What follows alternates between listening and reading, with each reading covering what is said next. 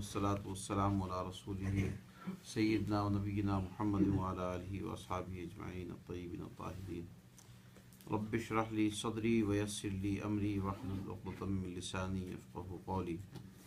So today's ayat from Surah al Muddaththir we have studied from ayat number 11. Allah subhanahu wa ta'ala is addressing to those people who denied the message of Allah.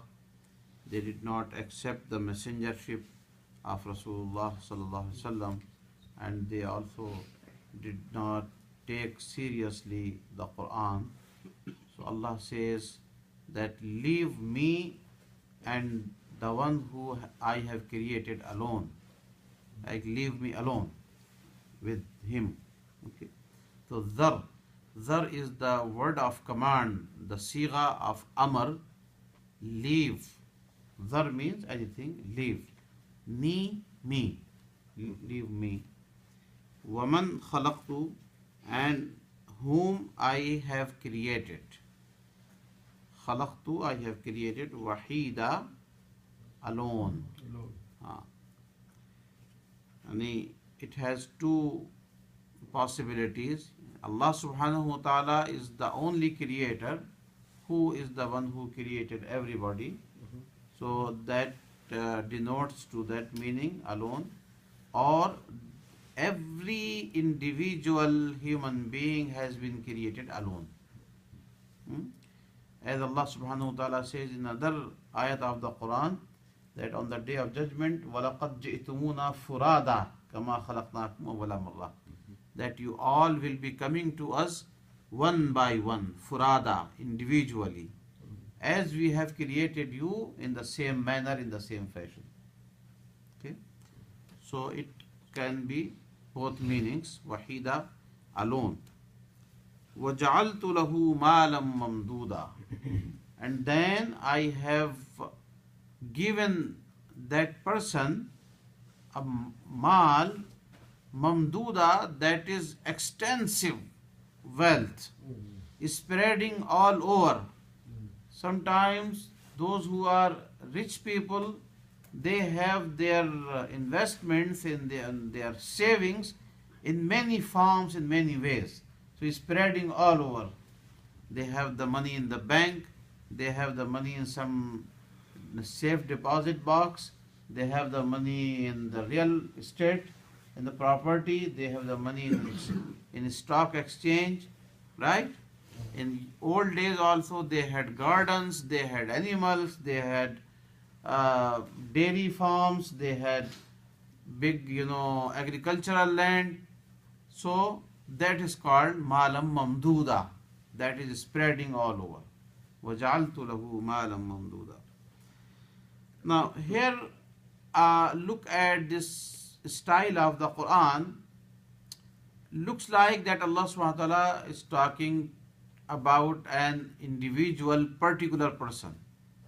And there are some tafasir of these ayat. They all point out to a man who was one of the big leaders of the Quraysh, and his name was Walid bin Mughira. Walid bin Mughira, the biggest enemy like Abu Jahl and others, very strong enemy of Islam, of Rasulullah sallallahu alaihi wasallam. So many pointed out to him that these ayat were revealed in his case. But the majority of opinion is that though it is in the background of that person, but it is not only for him. It is for every person. It's a character. It's a mindset. So everyone who is doing like him, everyone will be included. Okay? وَجَعَلْتُ لَهُ مَالًا مَمْدُودًا. So Jalto is to create? To make him. Make him. Right? Make him, yes. And to give him. وَبَنِينَ شُهُودًا. And not only I gave him the wealth, but I also gave him children. Baneen is the plural of ibn, and especially sons. Many sons, many children. Those who are always present. Shuhud is the jama of shaheed. the one who is witness, who is present. And they are always ready to help his father, right? And in Arab society, in that culture, back in 7th century, it was a very big deal because they were always have the tribes and clans. So in the tribal society, if someone has more children, wow, so he was always, his leadership is, is solid. Like, وَبَنِينَ shuhuda, and many children, that they are always present. وَمَهَّدْتُ لَهُ تَمْهِيدًا, and I made everything easy for him. Mahattu, the literal meaning of mahattu is spreading. So I spread him everything that is making his life easy. Whatever means of life, sources every person needs to make his life comfortable. So I provided him all those sources. Tamhida is Tamhida, making something easy. what is the root in Mahad, Mahat? yes. Mim hadal. So again, so what is the meaning of Mahatma? Literal meaning, I spread for him everything in very good, is like spreading, in a proper way of spreading. But you can also translate as I made easy for him. I made easy for him everything in his life. Okay? ثُمَّ يَطْمَعُ أَنْ أَزِيدَ, and then he desires. يَطْمَعُ from tama, like greed. He greeds more, for more. An azid, that I should increase him more and more. Kalla, nay, never. Innahu kana li ayatina anida. Indeed, he has become very much rebellious person, very much opposing and abstinent person of our ayat, of our verses. Sa'urhiquhu sa'uda, I will make him to climb on the high mountain in hellfire. Sa'ud is one of the mountains that is very high, and that mountain will be in the hellfire. Sa'ud. So literal meaning of Sa'ud is to climb. Nowadays in modern Arabic, elevator, if you are familiar with that name, it's called Mas'ad. A place that is elevating, that equipment, that machine. So the literal meaning of Sa'ud is to climb high, but it is also a name of a mountain inside the hellfire. Alayazu billah. Sa'urhiquhu sa'uda, so I'll make him to climb that mountain in the hellfire. So Sa'urhiquhu.